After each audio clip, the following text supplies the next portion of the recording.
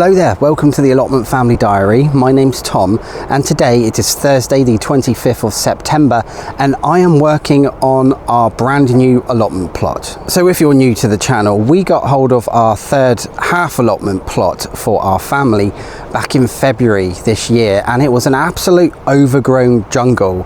Have a look at some of our previous videos on the plot transformation for this one just to kind of get a perspective of what this plot was like and the work that needed doing on it. Also the reason why we got the plot in the first place. So as you saw in the video introduction, I have been working on a little project up here today. Now I haven't done as much as I would have liked to have done on this plot recently because we've our house has been quite ill with COVID, and I tell you what, it's a struggle. Just doing what I did today, it's been an absolute struggle because everything is twice as hard. But anyway, I persevered because I'm just so keen to get on with work on this plot. Now if I spin the camera around, you can see the plot here.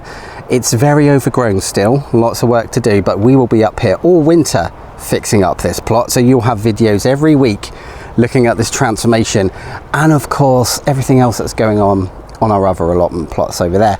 So what was I doing in the video intro? Well, let's head down there and I'll show you. As you saw in the last video about this plot, we worked on the raised bed and we also added the step back there and the handrail because we want to make this plot as accessible as possible for Nick and Tilly, who are my mum and dad. So in the intro of this video I was working on this. So we're trying to level out this plot. So we have treated decking running all the way along the front here. And all of this soil, we're going to try and pack it out and flatten it out and hopefully put some wood chip down on top of it.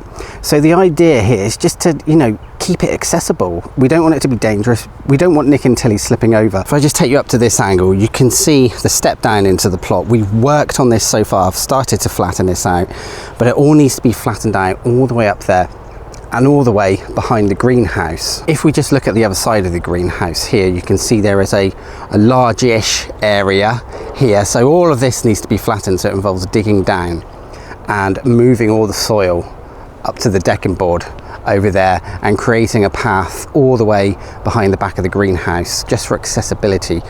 This patch of land here, so we're not going to grow anything on it. I think once it's flattened out, we are going to get a large water tank and collect rainwater from the greenhouse. I think it's in a perfect location because it's kind of central to all of our plots, the three half plots we've got here. So it will cover that fruit plot, it will cover the half plot here, and then if I spin around just over here, we've got access to water right in the center of our plots, which I think is a rather good idea. So there it is. So that's the lay of the land, quite literally, at the moment. And it's going to be a lot of digging work, which I think will take a good few days. And hopefully I've got the strength to do it. But we'll see. It's quite sunny. There's not been much rain. It's quite hot, but hey, I'm up for working up a sweat, doing some digging. So let's crack on with that.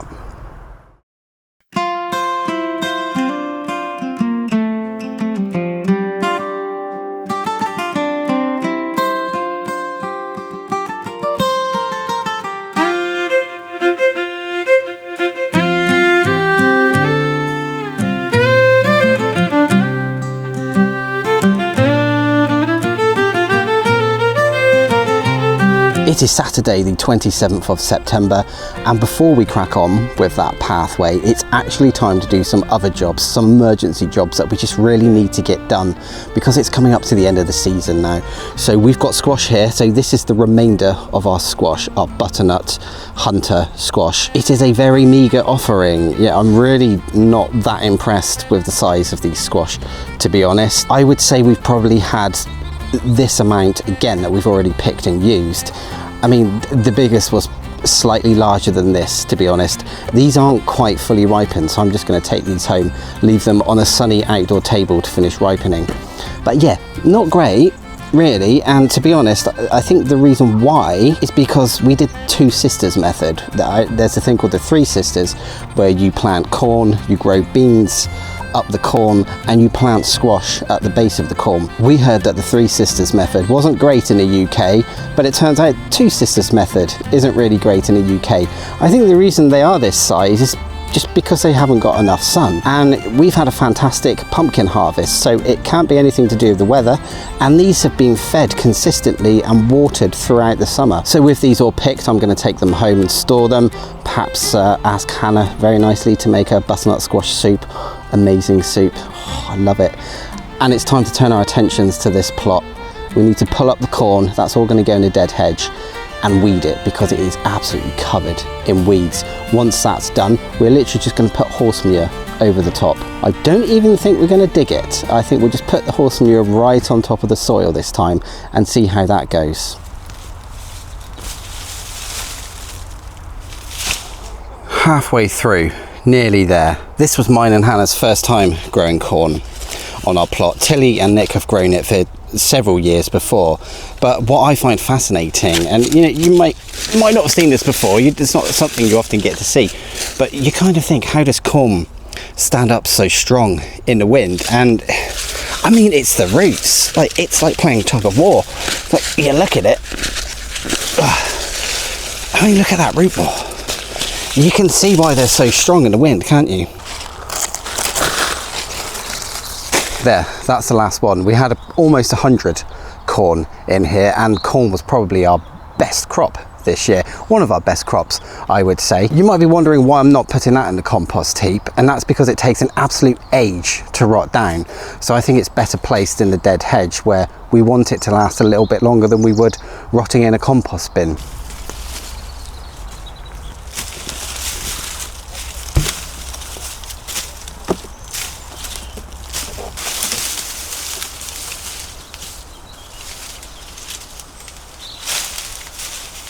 There we go. I love this dead hedge. It's perfect for biodiversity, and it's great for getting rid of all our unwanted plant matter. It's time for a puppy break. Hi Tor. Hi Finn. Finn's come up here to visit. He was over with Tilly at her plot today, but he was just whining so much because he wanted to see Tor. So he's come over here, and oh, poor Tor, he's stolen Tor's chew. Okay, no, Tor has taken the chew back from Finn, and now Finn has got no chew, but Tor has. They generally share quite well, to be honest, these two. Oh, Finn, have you lost your chew? Well, I wasn't going to dig this over, but Hannah's turned up, and you want it dug over, don't you? Yeah, because it makes it easier to get more weeds out, doesn't it? Yeah, I suppose. I was going to be lazy and kind of weed it a bit, not dig it, and then just put the horse manure on top for next year, but... Well, I'm not megally digging it, I'm just digging up just to try and get more out, that's all. Yeah. No, do it the right way, I suppose, don't cut corners. Well, you're not going to get rid of everything, are you? No, it's the bindweed that's the problem. So we've got like this collection already in there. This is just stuff to go on the compost heap. But yeah, it's hard trying to not mix it up, because sometimes like bindweed mixes up in stuff, doesn't it? I think it's impossible to get rid of every tiny bit, really. But we've had a good corn harvest this year, haven't we? Yeah, we've got loads in the freezer. Yeah, the squash weren't great. I was filming those earlier. Yeah, but you got enough to make a few soups, and we have made a few soups, so yeah, that's why we grow squash, so we can have squash soup, isn't it? Yeah, aren't you making a soup tonight as well? I am. Yes. Yeah. Look at the boys. They're out here now in this area. This is why we have 2 paddocks like this for the puppies to go in, and Tor's still got the chew, and Finn wants another chew. Look at that dog flap on the shed as well. I don't know if you guys have seen this before. We literally built a dog flap so they can go either side of the shed, in the shed, and come out here and watch us whilst we're gardening.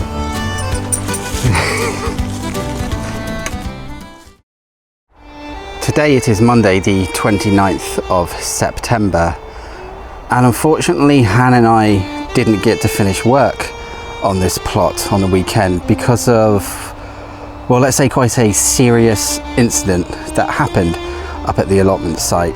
So just let me tell you a little bit about that. Now, I do apologise in advance for the slightly darker turn this video has taken. We've gone from happy allotment life to let's just say another tenant up here demanding Hannah and I go home and leave our allotment site. Why did this happen? Because we dared to stand up to their antisocial behaviour and called them out on the fact that they were upsetting other people at the allotment site. Now, I will say now that we did go home, we did leave the allotment site because it got into quite a heated discussion, let's say that. And it got to the point where Hannah, my wife, who is usually a peacekeeper and very level-headed and very calm, was shaking with rage, as was I, and she felt she needed to go before things escalated further. So what happened? Well, so this began through antisocial behaviour, someone breaking the allotment rules up here and having a complete disregard for the well-being and the health and safety of other tenants up here. When we asked them to politely stop what they were doing, no, they refused to. And then when it started to affect mine and Hannah's physical health, he then came up and decided to have an argument with us. And it was at this point that we also told this tenant, we don't like certain other behaviour that you get up to up here. One instance is illegal under UK law, and if I told you why, you would probably be raging as well. Now, I am going to say now that I'm not going to go into details about this on this video. If you want to find out exactly what happened, Hannah, myself and Tilly sat down and we have recorded about a half-hour chat. We've gone through every stage, everything that was said, and the action that's going to be taken against the tenant moving forward. This will be in a members only video. So if you want to find out exactly what happens, because we feel the chat would be more well placed for our channel members, because we know many of you are, invested in us as people as well as what we get up to at the allotment here, then please consider becoming a channel member. There is a link in the video description, and I'll pin a link in the comments as well. It costs £2.99 a month, and we put out 2 roughly hour-long videos a month. So we go into all the gory details there, so become a channel member if you want to find out what happened. There's also a lot of other fun stuff, family life at home, our kitchen remodel, our conservatory revamp, family outings. Flo even sings and plays her guitar. Flo's 12 years old, and yeah, she's a brilliant singer. And it's just a chance to see us in a more relaxed environment. If you can get any more relaxed than being up an allotment, apart from what happened on Saturday. Yeah. So yeah, I do apologise for taking a bit of a darker turn, but we document our life at the allotment. We document things that happen to us up here, the good and the bad. It's amazing for us to be able to look back at our past achievements and also our past failures as well. And you know what? It's quite useful looking back, seeing what worked and what didn't, and then applying that learning into our future growing seasons. Anyway, thank you for listening to this bit, and don't worry, I'm fine, Hannah's fine as well. Tilly wasn't up here when it happened, so she wasn't involved, but we're fine, we're all good, okay, we're safe, we're not in any danger. But yeah, it's quite a serious incident, and we'll see what happens, what unfolds of it moving forward. What a lovely, beautiful day it is today. It's like summer again, nearly, if it wasn't so cold. It's Tuesday, the 30th of September, and you know what? I've made a real breakthrough on the new plot, so I want to show you how the ground has now been flattened. Hi, Chase. Right, let's see if I can film this and not step on a cat in the process. So if we head up here, so this is behind the greenhouse and by the strawberry bed just here, you can see it's getting there. It's getting there.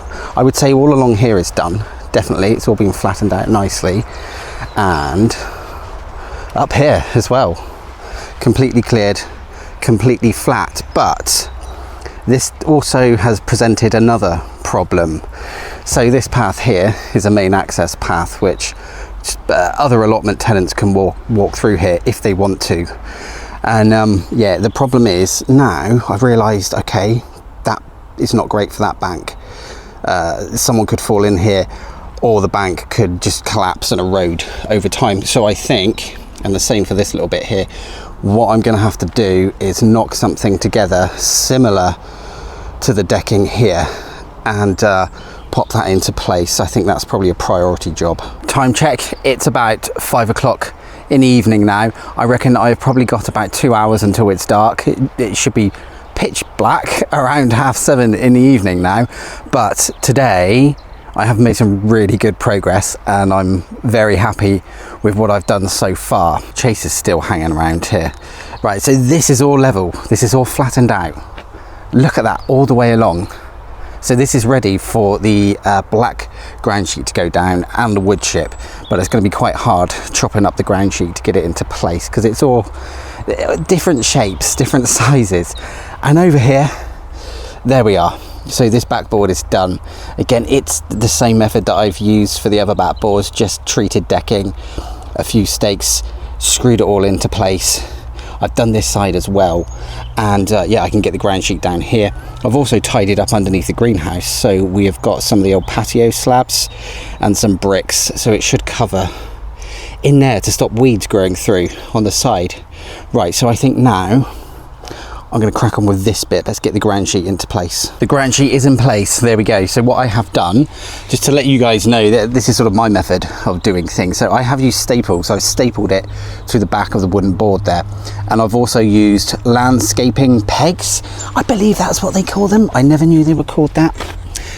Landscape staples. I didn't know they were called that until the box came. I've just been calling them tent pegs.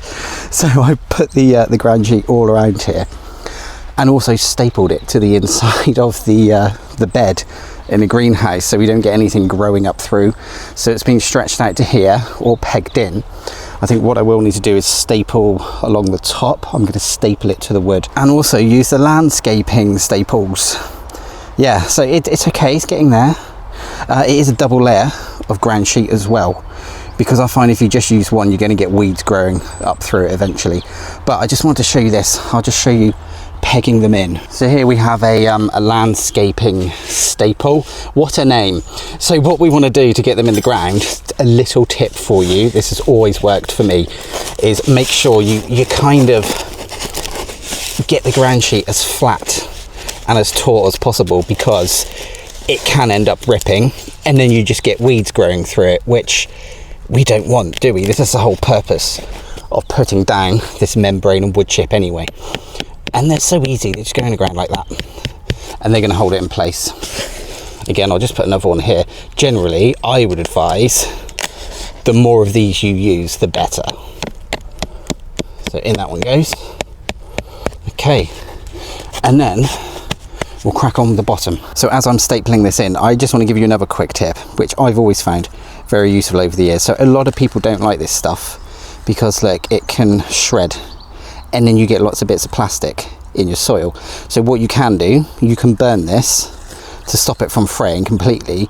And the other thing I like to do is, like, when you're stapling it or pegging it, make sure that you really fold it over like this, so you don't have any of the edges bare and showing. So that way, when we staple it in, you've got a nice neat finish at the top.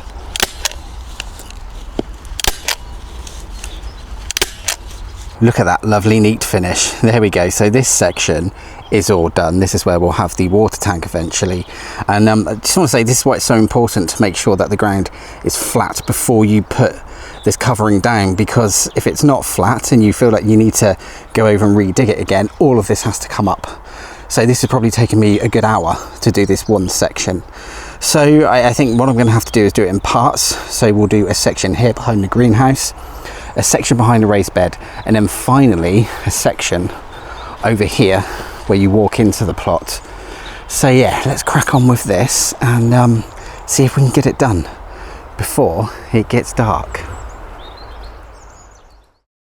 It's Wednesday the 1st of October. I stayed till around 7:30 last night and it got dark, so I've just come up to finish today and the ground sheet's done. That's it, the ground sheet is all in place. So now it is time for the last push. The last push in this section is done. Let's get the wood chip down.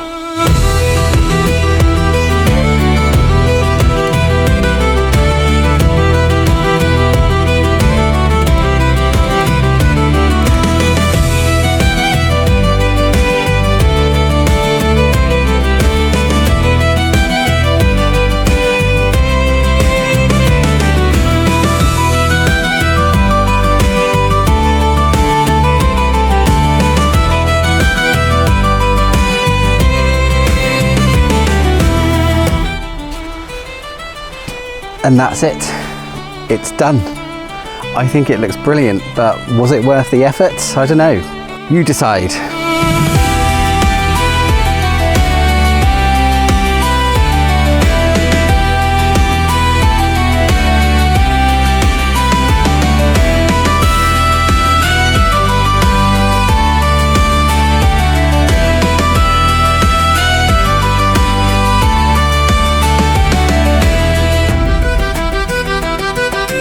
I think it's looking great, really. I'm very pleased with how the new plot is progressing. I mean, just in case you're wondering, when it came to the wood chip, it took 14 dumpy bags, and we're quite lucky because we have local tree surgeons who leave wood chip at our allotment, and it's all free of charge, which is amazing. When it comes to other materials, I would say I've spent roughly about £100 on decking and screws, and also the ground sheet, so not a great deal. But I tell you what, this is why our channel membership is so important, and thank you if you are a channel member or considering becoming one, because anything we make from ad revenue or channel membership goes right back into this allotment. Anyway, Wednesday the 8th of October, we will be releasing the video where Hannah, Tilly and I sit down and have a chat about what happened with the antisocial neighbour up here.